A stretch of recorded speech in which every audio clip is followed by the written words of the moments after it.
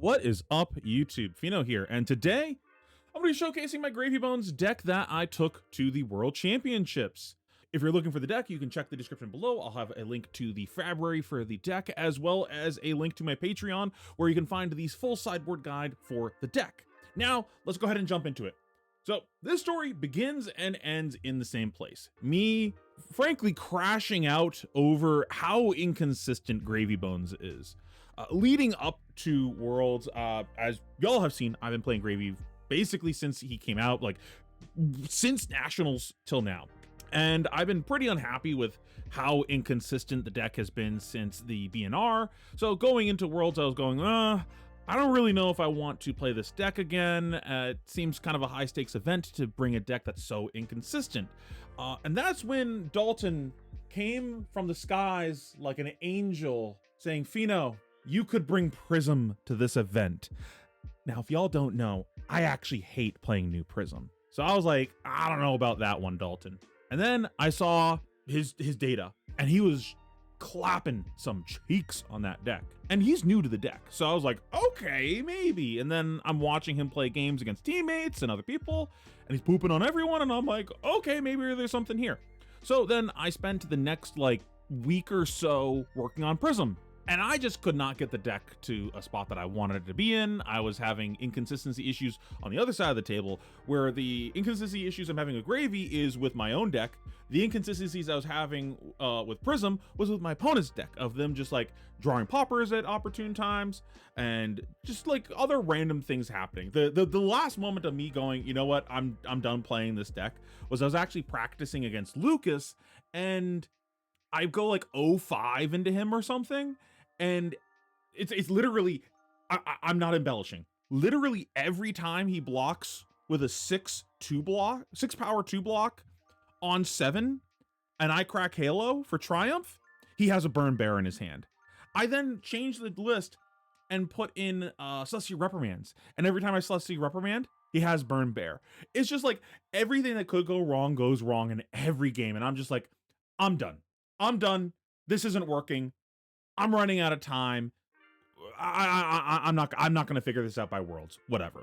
So I go back to what I know. I go back to Gravy Bones. We audit to the comfy deck. I don't really want to call Gravy a comfy deck, but it is what it is. I put a lot of time into this deck, so I feel comfortable playing it, but I'm not comfy playing something that's inconsistent.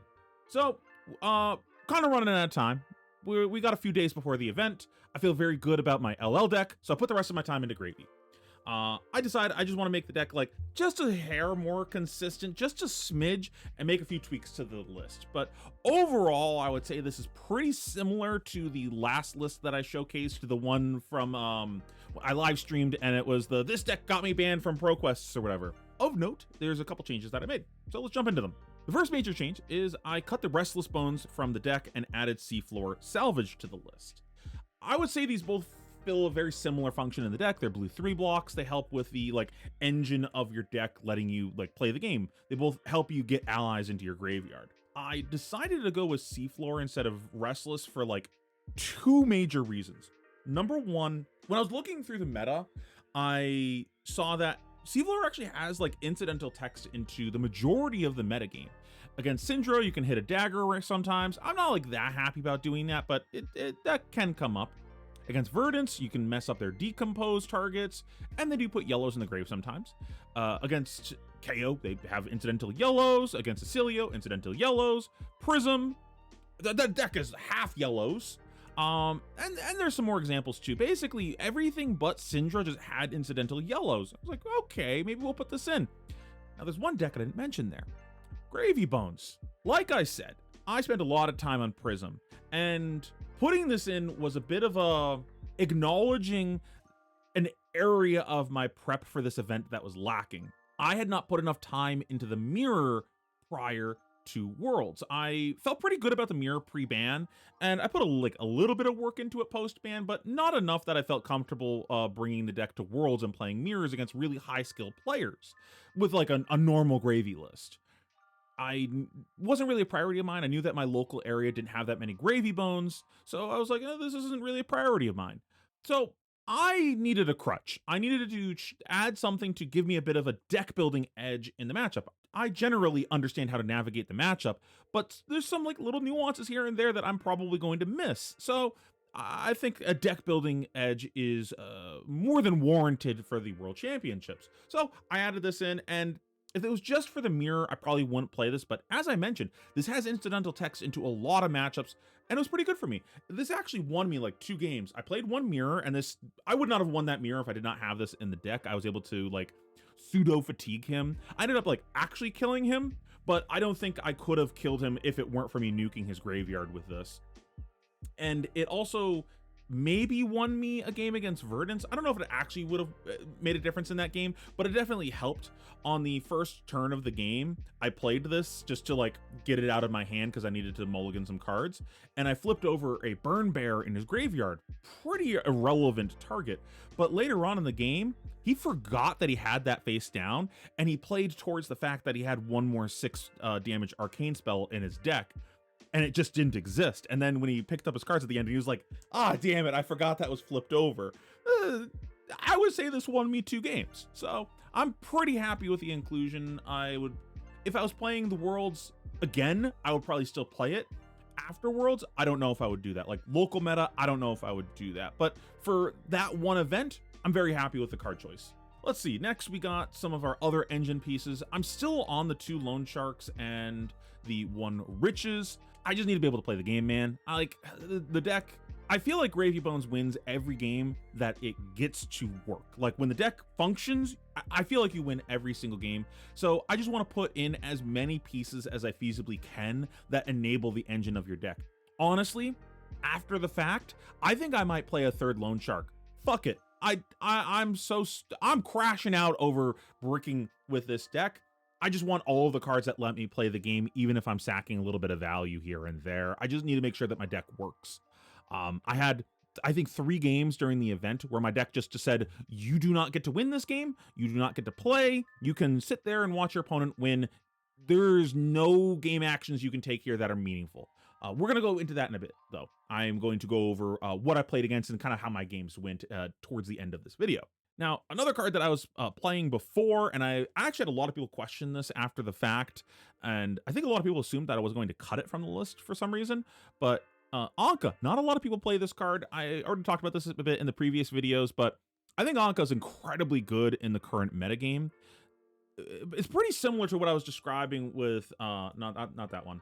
Seafloor. You look at the meta spread and you realize this card actually has text into a lot of decks right now. It's good in the mirror, very good against Prism. It's reasonable versus Syndra. It's not the best, but like at this point, I think I'm happy trading cards with them because you're so down horrendous on gold. KO, it's incredible. Acilio, it's incredible. Kasai, it's really good. Most of the metagame, it's very good, except for one deck, Verdance. Verdance, I would say it doesn't really have any text versus. You can like sometimes cheese them if they like draw off their balance and you don't want them to, or like they sink below and you're like, discard the card you just sunk or that you drew into after sinking. That's like kind of a meme. Like you don't actually really do that. But even then, like it just being a body to put on the board that costs 1 to swing versus Verdance is still very good. Like you just want things that are cheap to swing with, so that way you can like play a go again, swing 2 guys, and you just had a 2-card 11. Like that's still really, really good. Now, unfortunately, I didn't really get the matchups that I want for Anka, but I'm still fine with the matchup spread that I got, and I probably would have played it again. And this covers a lot of your bad matchups, which is another thing. Now, an ally that I absolutely hate, I cut from the deck. I got rid of Oyston from the deck. This card has just done nothing for me. Every time I play this card, I'm unimpressed. It just ends up sitting there all game, and the ceiling of it is it lets me turn my Vasties into 3 damage. And I really want to turn my Vasties into more than 3 damage most of the time. It's like, maybe against some aggro decks that can be fine, like KO. But like all the situations where I want this card, I just don't care. I'd rather just have another card in my deck for those matchups that's higher impact, because realistically, this is just coming in for the aggro decks, and there's better cards you can play for the aggro decks.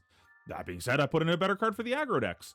I added in a second Fiddler's Green, and oh, it was so good. I love this card against the aggro decks. It basically just kept coming up every game in practice that I just like, you know, I wish I had a second Fiddler's Green in the deck. I'd like draw my second Call to the Grave, and I'm like, I don't want to grab an ally. I can't use Back Alley. I already have another card I'm trying to pitch on this turn. Really wish I had another Fiddler's Green right now. It's just so good. Sometimes you call for Fiddlers. Sometimes you just gain 3 life for free by activating Hero Power because you just have a bunch of gold this game. And the other times you just block with it, and it's just a 4 block with extra steps. And I think that's perfectly fine. Like, I'm fine just converting this into 4 on defense and just moving on with life most of the time. Against KO, that's good. Against Syndra, that's good. All of like the random aggro decks, that's good. I'm very happy that I included that in the deck. And the Oisins just like haven't done anything for me, so I was pretty happy getting rid of that and just replacing with something that's higher impact in those matchups.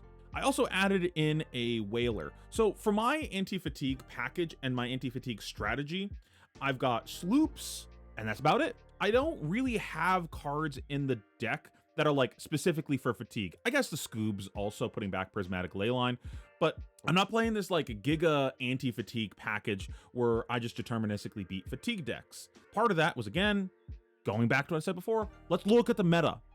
Who's trying to fatigue Gravy? Let's put on our thinking caps for a second. Who's actually trying to fatigue Gravy? Verdance? Kinda? Sometimes? It's about it. Like, no one's bringing Guardian to this event. That's a joke. Like, that's an absolute meme. No one's bringing Guardian.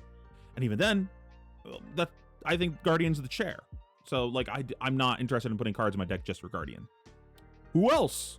That's it. No one's actually trying to fatigue Gravy except for some Verdances. So, I saw that there was a bit of Verdances trending towards switching back to a fatigue strategy because they were losing races. Oh, I thought I'm a little scared that I'm going to face a lot of fatigue Verdances. I kind of want to hedge a little bit for that and put in like one more card in my deck for that matchup.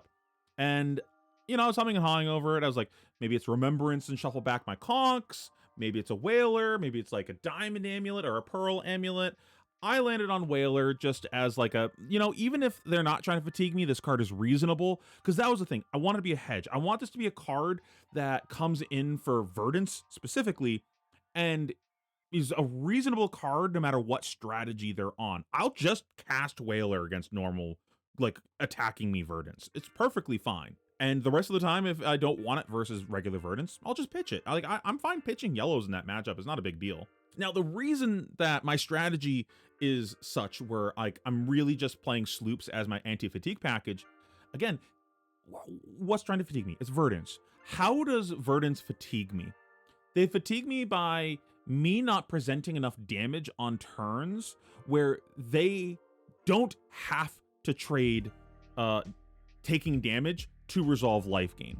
They want to just go block 2 cards, resolve a bunch of life gain, ping my board. That's what they want to do. So if I don't present enough damage on a turn and I just present 6 or whatever, they can happily block 2 cards, gain a bunch of life, ping my board. I make no progress. They actually gain progress because they gained life. So I gain negative progress. So I need to make sure that I have ways that I'm always pushing damage. And that's the strategy. Every turn, push damage. Don't ever let off the gas. Keep your foot on their throat all game. The other nice thing about this strategy, it's good into regular Verdance as well. That's not going fatigue. I'm fine just slooping them against regular Verdance because one of the things that you're also trying to do against normal Verdance, keep your foot on their throat. Before they fully decompose, push as much damage as possible and punish them for having a bad early game. So it helps against both strategies, and it's still good against other fatigue decks, and it's good against the mirror. I wanted some extra cards for the mirror. Here we go. It's also a popper for Prism, which is pretty relevant. It's just like good in a lot of incidental spots. I also like it in some of the matchups like Pheano and stuff like that, where like you just gotta go. Like if you come out too slow, they will just kill you. So this helps like speed up my clock so I can actually kill them before they like find their combo and everything. So it's good in a lot of spots. And I would say the last card of note in the deck would be the Base of the Mountain. This has been in my list for a little bit. The idea here is that this is for KO and some aggro decks when you're going second. So that way you can block with allies on the first turn of the game and fill up your graveyard at the very beginning. It's pretty game winning when you do that against things like KO. Like they basically can't attack you on the first turn of the game. Otherwise you get a bunch of grave fill and you're happy with that. And then if this sits here in play, maybe you use it later in the game just to get an ally in the grave. You can also use this to turn off things like pulping. It's also like incidentally good against some of your like weird niche matchups, like things that are going to try dominating a batter to a pulp or something like that. Hey guys, editing Pheano here. I forgot to talk about two pretty important cards in the deck, Eye of Ophidia and Fearless Confrontation. The short, I just wanted the card slots back. In the case of I just didn't find it that important to my deck's consistency. It just didn't improve to the consistency very much. Eye helps you dig for specific cards, but it's typically at its best when your deck is already functioning, and it isn't always that helpful when you are still trying to like get your deck to function in the early game, when you're in that like early phase when you're trying to find like allies and gold and like set up all these things. On top of that, one of the failure states of the deck is drawing a hand of like multiple cards that are all engine pieces but don't actually do anything on their own. So I wanted to limit how many baubles I had in the deck. Speaking of baubles, Fearless Confrontation. Take everything that I just said about Eye, and you can apply that to Fearless. It's really only good when your deck is already functioning, and as I've established, the issue with the deck is its consistency, not winning once you already have the deck online. I think both of these cards are perfectly reasonable, but they solve a problem I just don't think the deck needs solving. They will very likely end up back in my list at some point, but for this event, that's why I didn't play them. Okay, back to past Pheano. Time begins to move again. Other than that, though, I feel like most of the list is pretty standard, and I'm pretty happy with the list. But like I said, I'm not happy with the state of Gravy Bones right now. Let's get into what I played against and like the kind of the results of my games, so you can kind of understand what I'm talking about. So I played against two Syndras, and I lost to both of them. Against the first Syndra, this is my first round, I just kind of had a slow start. I just like couldn't find cards that were relevant in the matchup. I ended up throwing two conks when they had no arsenal, because that's the only thing I could do with my hand, and the deck just couldn't get online fast enough. I did get them to 5, so I think if like one of the turns broke better for me early in the game, I probably win that game. But it was close. The deck didn't quite cooperate with me. The second Syndra I faced, I literally did not put an attack on the combat chain for 4 turns. They were at 40 for the longest time. I just couldn't do anything. My deck just said nope, which is even tougher because I opened the game, I went first, and I started the game with 4 gold. 4! And I still couldn't do anything at the beginning. My deck just said nope, no attacks, no attacks, no attacks, and I just couldn't do anything. I made my first attack when I was at like 20. Like, what are we doing? I can't do anything about that. I played it against one Gravy. I won. Kind of mentioned that already, but it was kind of off of the back of Seafloor Salvage. But that game was goofy in the other direction. The first turn of the game, my opponent went... I went first. I do some Gravy things. I like set up my graveyard or whatever. I don't believe I put an ally in play. I think I just sandbag an ally in the graveyard. He then goes, crack Mage Master Boots, pitch Eye of Ophidia, bottom 2 cards, play Chart the High Seas. Miss. Pass turn. Like, it's just so goofy, man. Like, the deck just doesn't do shit sometimes. It's so annoying. Like, I was mauling for my opponent. I mean, obviously I was happy that this was on the other side of the table for once after how many times it happened to me during the event, but like what are we doing? I played against a KO, and y'all probably saw my crash out about KO on Twitter. Okay, here's the state of the game. My opponent is at 3. I have a Sawbones in play. I have a Gold Kiss Rum in play. I have a Rigor Mortis in my graveyard, and I have a Loot the Hold in Arsenal. I still have Dead Threads and Base of the Mountain up to block with, and I'm pretty sure I'm at like over 20. Like, I'm really healthy. Nothing kills me here. I am so safe. I can keep 1 card and present lethal. And as soon as I do that, he's gonna have to block with like 3 cards, 4 cards, and he can never win the game from there. My opponent then goes Blood Rush Bellow, Claw Roll Scabs, and I just lose the game instantly. He presents like, I think 3 red attacks on the turn or something. Like, fuck me, man. Like, what am I supposed to do about this? I hate scabs so much. I think I've legitimately lost like $1,000 game at every single Pro Tour Worlds to scab skins. It's so ridiculous. Man, I hate that card so much. So yeah, we lost that unlosable game because scabs. And then I faced 5 Verdances. That's a lot of Verdance. I'm quite happy that I changed my hedge board slightly because only one of the Verdances went face. The rest of them tried fatiguing me. I went 4-0-1 into Verdance. I beat the one that tried going face and 3 of the fatigue decks. Honestly, I beat all of them pretty soundly. The one that I drew to, though, the deck just like didn't cooperate with me. Again, the deck just was failing me.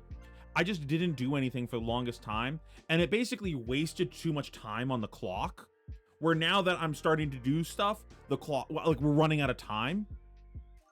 I think I might win that game if we go to unlimited time, but it would have been close. He had like a really big rampant turn near the end of the game that pushed me really low, but he doesn't kill me on the turn. I strip his hand, and then I think I'm able to cycle him for the rest of the game, but I'm not 100% sure. It wasn't really worth like figuring out if I would have won in the moment because like we're both unhappy that it's a draw. I don't want to sit there figuring that out. We're both kind of upset, but I would say the deck cooperated very well in that matchup. I'm very happy with the configuration and the game plans that I have in that matchup. Again, you can check out the Patreon for how I sideboard for that matchup and everything, and feel free to chat with me on the I have like a Patreon section on the Discord where you can like communicate with me directly and like ask questions and stuff. Feel free to talk to me about game plans and stuff on there if you guys want. But I'm pretty happy with that. It's just, man, it's the consistency of this deck. Every event I crash out about how inconsistent this deck is. It's so frustrating. I'm really hoping on the upcoming BNR they actually make some changes to Gravy. I think what I would really like to see is honestly just ban Chum. Just like get rid of Chum.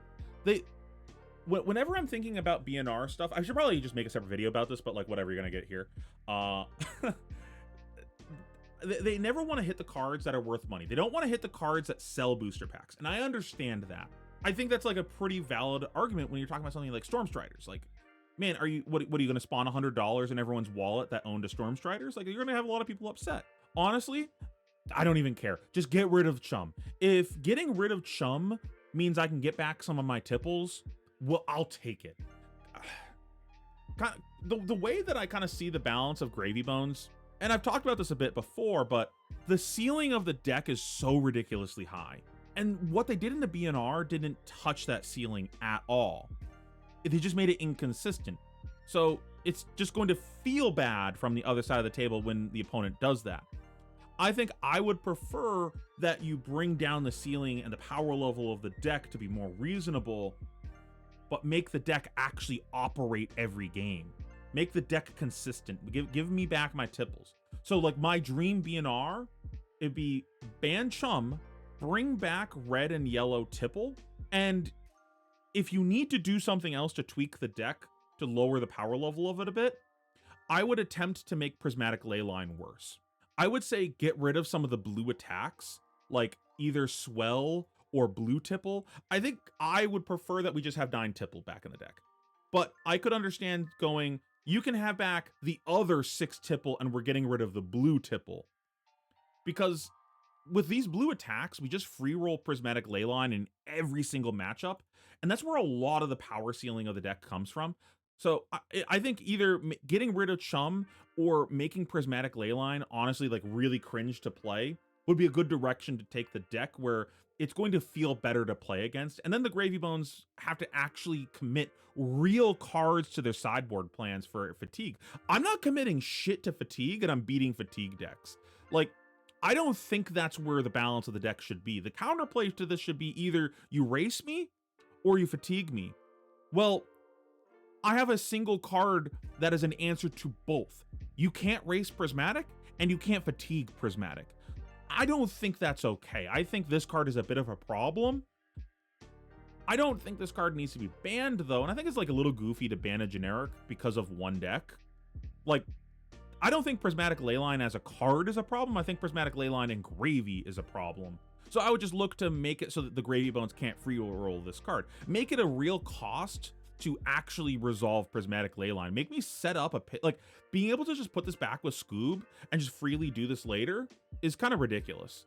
Like, if you get rid of my freebie blue attacks, and now the things that I have to do it with are Jittery Bones and things like that, now I have to set up like a really tough pitch stack, because now I have to actually put allies back in my pitch and try to set something up with it, and now that's really cringe to do. So you're making my endgame plans very difficult to enact, where maybe I just don't even bother with this anymore. So that's the direction I think they should take the deck, because I really don't like how Gravy functions now. It's really unfun to play a lot of the times, where you're just like, yep, I had no agency over whether or not I won this game. My deck decided you do not get to make gold this game. Like, for instance, the AGE, I talked about this before, 22 cards in a row that weren't an ally. It's just, there's too many different inconsistencies with the deck that then stripping out Engine, just, it feels so bad. Which is extra annoying, because I actually think Gravy Bones was probably my favorite deck I've ever played in a card game ever. So to go from my favorite deck ever to I kind of don't like playing this deck anymore is such a big swing, which just is, it's kind of sad, man. I don't know, man. What a way to end the video. The deck is still incredibly powerful. Like, great. Honestly, I think Gravy is the most powerful deck in the game. I don't think it's remotely close either. I don't think anything else is even in the same stratosphere as Gravy when it comes to power level. And if you can navigate the consistency issues, they're not a problem. It's just, you have so many few pieces in the deck that let you do that. So your top like 10-ish cards of the deck are incredibly sensitive to your win rate in the game. Here's hoping that something happens in the BNR, but until then, I hope you guys enjoyed the deck profile. Again, check out the description, February link there, Patreon link if you want the sideboard guide for the deck. It helps support the channel, so if you want more great content like this. And as always, thank you so much for watching. I appreciate you.